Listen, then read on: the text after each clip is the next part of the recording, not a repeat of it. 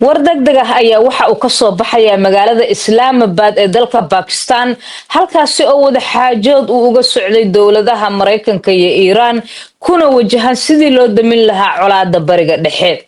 haddaba madaxweyne ku-xigeenka dalka Mareykanka JD Vance ayaa waxa uu sheegay in wada xaajoodyadii ay burbureen labada dhinac u dhaxeeyay kadib markii la gaari waayay heshiis saacado fara badan oo ay dhinacyadu wada xaajood lahaayeen kadib. waxyaabaha la isku mari waayay haddaba maxay yihiin? Iran maxay diiday oo ay ka biyo diiday Mareykanku soo maxaa uu ka booday?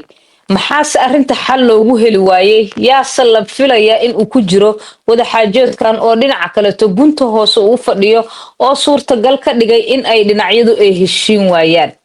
dhammaan arrintaasi waxa aan ku lafaguraynaa waraysigan waxaana ila qaada dhigayo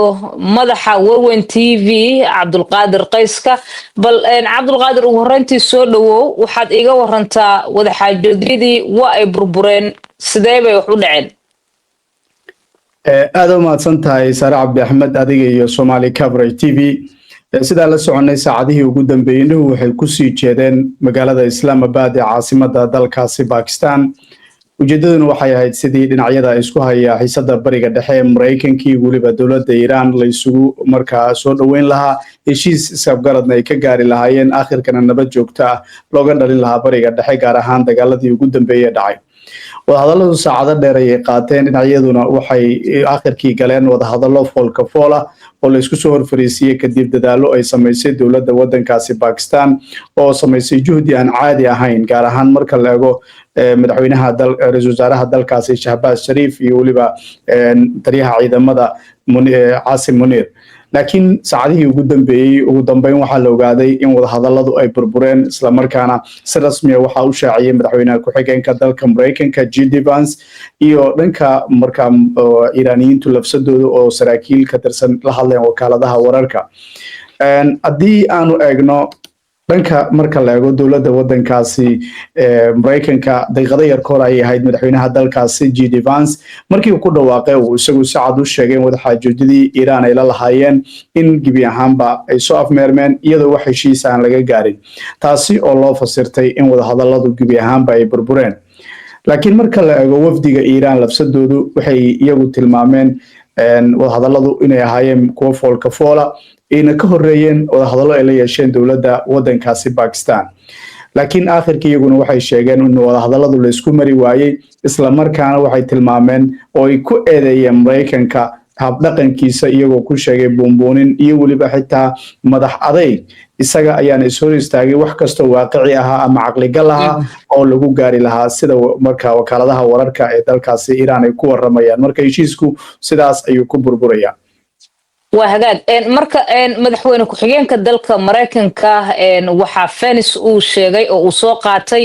in dhaliilaha halka ay ka jiraan wada hadalladu ayna u hirgeli waayeen ay tahay in Iran ay dooratay inaysan aqbalin shuruudihii Mareykanka oo ay ka mid tahay inaysan samaysanin wax hubka nuclear-ka ah. waxa kale oo uu sheegay war xun ayaa ka imaanaya heshiiska inuusan miro dhalin ayuu yiri. waxaan u maleynayaa ayuu yiri inay taasi u tahay arrin aad u xun Iran wax ka badan inta ay Mareykanku arrintaas u xun tahay. marka waxaan ku laabanaynaa ayuu yiraahday dalka Mareykanka iyadoo wax wada xaajooda aan la gaarin. bal hadalladii madaxweyne ku-xigeenka haddii aan daawadayaasheena ayaguna aan idin maqashiino. Much more than it's bad news for the United States of America. So we go back to the United States having not come to an agreement. waa tahay bal waxaad iga warantaa Qaysow arrintan maxaa loo fasiran karaa? Mareykanka waxaan ku laabanaynaa iyadoo wax wada xaajooda aanan gaarin ayuu leeyahay iyadoo oo waxa uu yiraahday dhinaca Iran wada xaajoodka uu ka socon waayay dabcan markii si la eegana uu goodis xataa ku dar uu leeyahay Iran wax uga xun ma jirto in wada xaajoodka ay meel mari waayaan in ka badan inta annaga wax naga xumaanayaan Iran bay ka xumaanayaan. hadalkii sidaas laga dhadhansan karaa. marka maxaa ujeedadu ay tahay? waa mahadsan tahay. haddii aanu eegno khubaradu waxay tilmaamayaan iyadoo hadda waqti yar ka hor uu si rasmi ah wararkan u soo bixinaysa markaana uu burburay heshiiska Mareykanka markii hore waxa uu isagu miiska wada hadalka u yimid waxay ahayd inuu awoodi waayey in dagaalka uu ku guulaysto marba haddii dagaalku uu awoodi waayo inuu ku guulaystana maxay tahay sababta keenaysa in la handado waxaa jiray mas-uuliyiin ka tirsan dowladda waddankaasi Iiraan oo laga xigtay in Mareykanka hanjabaad xitaa uu ku handaday sida qaarkood wakaaladaha Iiraan ay qorayaan in la dili doono dhammaan xubnaha wada hadalka ku jira dhammaantiin wafdiga taasoo ay tilmaameen inay tahay wax aan la qaadan karin in iyadoo wafdi miiska wada hadalka kula fadhiyo oo uu kula hadlayo isla markaana kala hadlayo sidii xiisada loo dejin lahaa adigoo aad u hanjabtid waxyaabaha aad ay uga caroodeen warbaahinta Iiraan ay qorayso waxyaabahaasi ayaa kamid ah laakiin markaan eegno hadalka madaxweynuhu waxaa si toos ah looga fahmayaa in Iiraan waxyaabo la hordhigay waxyaabihii ay rabeen iyagu ay ka waayeen taasoo macnaha kaliya laga fahmi kara ay tahay wixii Mareykanka dagaal uu ku qaadi waayay miiska wada hadalka uu rabo inuu ku qaado sida Iiraaniyiintuba iyagu ay ku waramayaan taasoo marka culays kale leh xiisadana sii kordhinaysa waxaana la ogaan doonaa maanta marka si rasmi ah ugu hadlo madaxweynaha dalka Mareykanka iyo waliba dhinaca Iiraaniyiintu iyaguna si toos ah hadli doona laakiin haddii aad ii ogolaato waxyaabaha la isku khilaafay ayaan rabaa inaan wax yar ka iraahdo marka la eego warbaahinta Iiraan waxay leedahay wada hadalladu way socdeen Islamabad juhdi bay ku bixisay sidii wada hadalladan ay u mira dhali lahaayeen laakiin aakhirka heshiis lagama gaarin Iiraan waxay soo bandhigtay ay yiraahdeen wax kasta oo tanaasul lagu sameyn karay laakiin aakhirkii way socon waayeen dhinaca Mareykanka ay ka socon waayeen wakaaladda Tasniim oo kala goorraweed waxay sheegtay in Mareykanku uu dalbaday laba arrin oo markaa xasaasi ah kow marinbiyoodka Hormuz in la furo oo la wareejiyo isla markaana dowladda Iiraan iyadoo magdhow aan laga hadal iyadoo markaasi dagaalka toos aan u dhamaanin in marinbiyoodka ay soo wareejiyaan sidoo kale arrinta nuclear-ka oo iyagu laga hadlay faylasha aadka ugu muhiimsan dowladda Iiraan ay ku jirto markaasi arrinta nuclear-ka way si kala tahay waxa la isku haysto waxa la tilmaamaya danka Mareykanka hadii aan ka eegno website-ka sirdoonka ee Bragg Ravid uu isagu qoro Mareykanka aadka ugu janjeera wuxuu leeyahay lafsadoodu aragtida Mareykanka waa sax marinbiyoodka Hormuz iyo waliba arrinta uranium-ta la isku haysto uranium-ta dowladda Iiraan ma wada diidana inay markaasi ka taqalusto uranium kayd badan bay haystaa 450 kilogram in markaasi maadooyin kale lagu daro la khafiifiyo awoodeeda ay ka faa'iideystaan ay doonayaan Mareykanka fikirkiisu wuxuu ahaa in laga qaado oo wadan kale dibadda la geeyo ama Ruushka ama marka dhinacyo kale laakiin taasina way socon weyday oo dowladda Iiraan ma doonayso sidoo kale waxa la isku haystaa Mareykanka ma doonayo gibi ahaanba in dowladda Iiraan ay uranium-teeda bacrimiso 4%kiiba 3% tirada Iiraaniyiintu heshiiskii hore ee Obama ku jiray marka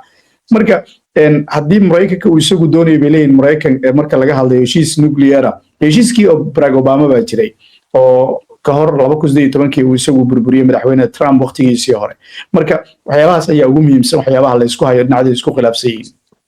waayahay waxaa jirta in ra'iisul wasaaraha Israa'iil Benjamin Netanyahu uu sheegay in maantadii horetaba aysan joojinaynin Israa'iil dagaalka ka dhanka ah Iiraan horey waxaan u xasuusanaa ku dhawaad ilaa iyo shalay 400 oo qof in lagu dilo koonfurta Lebanon oo duqeymihii ay ku dhinteen ay sameynayso Israa'iil arrintan ma la oran karaa Israa'iil baa gadaal ka taagan oo mindida daabka dhinaca kale ta haysato oo maaragtay Mareykankii aanan u ogoleen wadiiqo ay ku gaari karaan wada xaajood oo waxaan oo dhan ka dambeeya aad u mahadsan tahay dabcan Israa'iil way sheegtay inaysan diyaar u ahayn in wada hadallo ay markaasi la galaan amaba ilaa iyo gibi ahaanba dowladda Iiraan laga qaado hubka nuclear-ka laakiin Iiraan marka la eego dowladda Iiraaniyiintu iyo sida Israa'iiliyiintu marka la eego isku waa fahmi kartaa Israa'iil iyo Mareykanka xitaa iskuma waafaqsana galka Iiraan wax laga yeelayo Netanyahu wuxuu xalka u arkaa Iiraan oo burbursan oo dowlad aan lahayn oo nuclear iska daayay wax dowladda oo gibi ahaanba la burburiyo lagu duulo isla markaana la mid ah dowladaha sida Suuriya iyo waliba dowladaha burburay hadda la midka marka halka Mareykanka ay doonayaan in nidaamka la bedelo nidaam kale oo ay la shaqeyn karaan oo laakiin aan ahayn nidaamka hadda jooga sidaas horta labadaas fikir ayaa la kala aaminsan yahay dhinacyadu guusha marka laga hadlayo obaal saa sheegtay guul weyn ay u noqonaysaa marka la eego Israa'iil taasoo xoojinaysa aragtideeda ahayd saacadii ugu dambeeyay wada hadal gooni inay la gasho dowladda Lebanon istaraatiijiyadeeduna waxay ahayd inay kala saarto ay kala jarto arrinka awoodda u yeelay Iiraan waana kaarka Xisbullah iyo waliba dagaalyahanada koonfurta Lubnaan taasoo Israel hadda ay ku guuleysanayso isla markaana ay u muuqataba in la kala jarayo Iiraan gooni lagula tacaamulayo kuwana gooni loola tacaamulayo laakiin Xisbullah ma ka jawaabi doontaayo warka dawladdu ma yeeli doonaan lama garanay marka faa'iidada ugu weyn waa sax heshiiskan waxa ama burburka heshiiska waxa ay maslaxad u tahay Netanyahu iyo waliba tiimkiisa arrintan sidee bay dabka ugu sii shidi kartaa oo caqabad weyn ugu noqon kartaa maaragtay labada isbuuc ee horay dowladda Pakistan ay ugu qabatay labada dhinac oo xabajoojin lagu sameynayay oo dabcan Iran ay si jirin wax dowladda Mareykanka xaggeeda ah oo ayada ku dhacayay tan iyo shalayto sidee bay tan u soo nooleen kartaa dhibaatooyinkii weeraradii iyo duqeymihii ku socday Iran waa mahadsan tahay horta xiisadu marka way taagan tahay haddii aad ii ogolaato hadda waxaa soo dhacay war kale oo wasiirka arrimaha dibadda dowladda Pakistan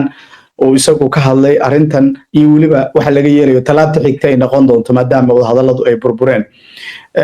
waxa yiri anagu juhdi baan ku bixin doonaa sidii aan u sii fududeyn lahayn isu soo dhaweynta dhinacyada Mareykanka iyo waliba Iiraaniyiintu waxaan codsanaynaa oo aan danaynaynaa waan rajaynaynaa in dhinacyadu ay markaa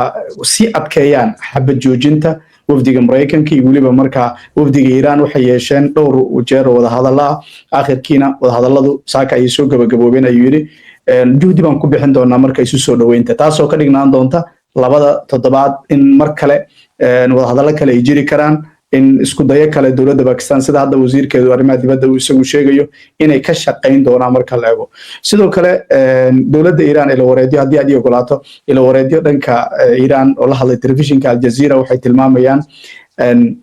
Iran inaysan miiska la imaanin oo la soo galo joogsan wax isbedel ku aadan xaaladda marinbiyoodka Hormuz oo ah marinbiyoodka mid gacanta ugu jira dowladda Iran ilaa iyo heshiis macquul ay la timaado dowladda wadankaasi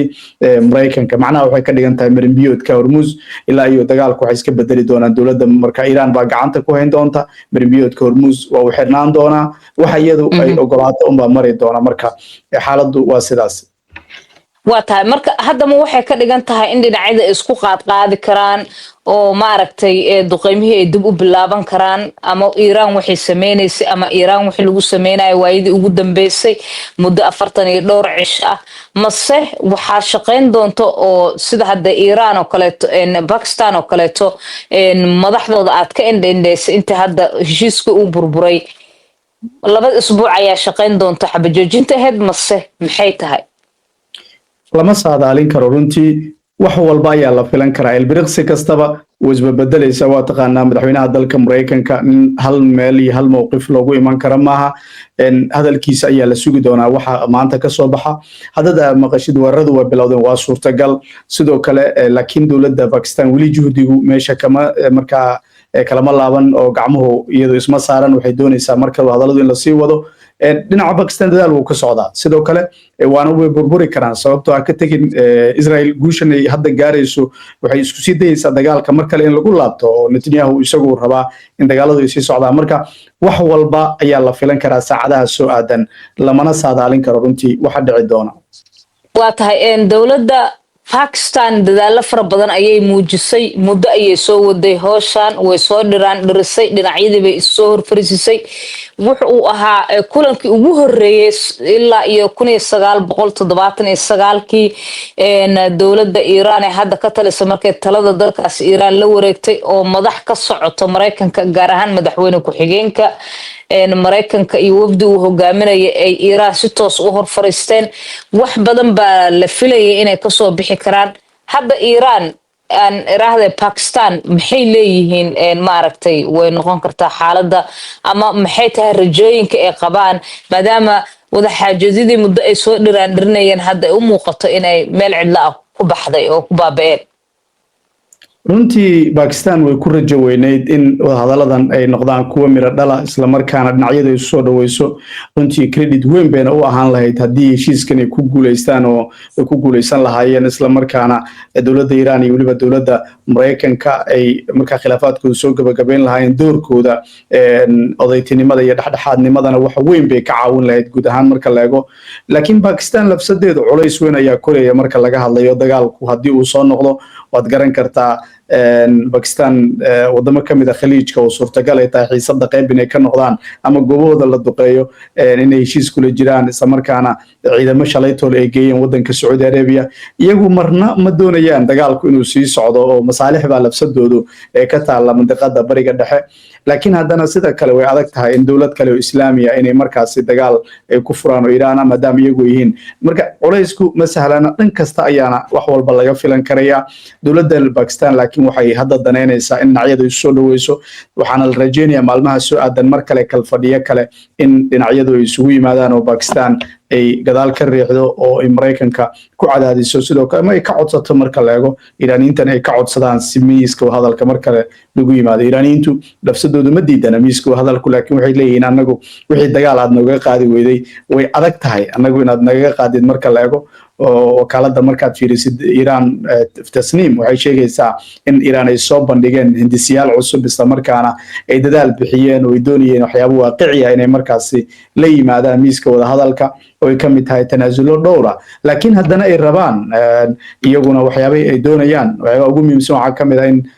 dhaqaalaha faraha badan ka xaniban loo ogolaado maribiyood hormuus ay xabadoo dhanba marka la wada joojiyo dagaalka la soo afmeero xulafadoodu marka xiisadu ma sahlana marka waxay noqon doontaa dhibtu sii socon doontaa ilaa iyo heshiis toos laga gaaray waxay ka dhigan tahay marka tani maadaama heshiis rasmi aan la gaarin Iiraanna shalayto siday u xiratay albaabka ugu xiran tahay marbiyoodka Hormuz in uu sii xirnaanayo ma sidaasba 10 daqiiqo ka hor wareed la hadlay telefishinka Al Jazeera wuxuu leeyahay dowladda wadankaasi Iran waxa aanu kala hadalnay mas'uulkaasi isla markaana toos wuxuu u sheegay waliba isagoo la hadlay telefishinka Al Jazeera oo haddaba toos aad uga daawanaysaan isla markaana aad arkaysaan in dowladda wadankaasi Iran ay markaa diyaar u tahay in marinbiyoodka Hormuz gacanteeda uu ku sii jiro isla markaana waxba iska bedelin sidii oo hore u ahaa waxay wax isbedelayaan ilaa iyo dowladda Mareykanka Washington ay furto ama heshiis toos la gaaro marka xaaladdu waxa isbedela ma jiri doonaan baa la filayaa maadaama Iran sidaas wakaalada tasniim ay leedahay waata hadda guuldaradan iyo burburka ku yimid wada xaajoodkii labada dhinac maxay uga dhigan tahay gobolka ugu dambeyntii oo in ka badan 40 iyo dhowr cisho ololayay oo wixii ugu dambeeyay shalayta ay ahayd markii boqolaal dad ay ku dhinteen dhinaca Lubnaanta koonfureed ama koonfurta Lubnaan ba hadaan dhaho maxay uga dhigan tahay marka gobolka deganaanshihiisi iyo xaaladii la rabay in lagu soo dabaalo iyo dabcan dhibaatooyinkii hore uga holcayay dabcan xiisada bariga dhexe dhibtu way ku sii ziyaadin doontaa hubaal Lubnaan dhib badan baa ka jira dagaalo fara badan baa markaasi ka soconaya gaar ahaan dhanka koonfurta Israa'iil ay la wadaagaan oo Israa'iil waqooyiga ka iyo waliba koonfurta Lubnaan oo dagaalyahano shalayto leh Hezbollah waxaad ogeedeen deegaanka Bint Jubayl Naqura Khiyam iyo waliba kuwa kale xadka in aad iyo aad marka la isugu farasaaray khasaare fara badan oo ka dhashay sidoo kale duqeymo baasana iyagu ay ka geysteen meelo badan yani waxa si ku meel gaar xalay u soo baxday in loo hakiyo duqeymihii ka dhacay magaalada Beirut lama garanayo maadaama hadalkii ay burbureen Israa'iil ma ka bixi doontaa oo caasimada ma duqeyn doontaa sidoo kale waxa jira khilaaf kale oo Hezbollah dhan kale waxa kaga furan dawladda oo leh anagu waxaan heshiis toos la galeynaa Israa'iil ma rabno warka Iran marka la eego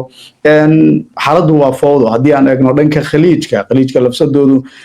waad ogeedeen goobihii naftada laga soo saarayay iyo waliba goobihii kale kaabayaashooda aad baa loo beegsanay maalmihii ugu dambeeyay burbur xoogan baa ka jira qaarkood 5 sano sooma kaban doonaan marka dib weyn ayaa gaaray isu socod ma jiro marka la eego garoomada diyaaradaha way haawanayaan cid dhaqaaqi kartaa ma jirto qasaare fara badan baa soconaya lafsadooda khaliijka waxay ahayd in ay dadaalada ay ku bixiyaan maadaama ay awoodaan Mareykanka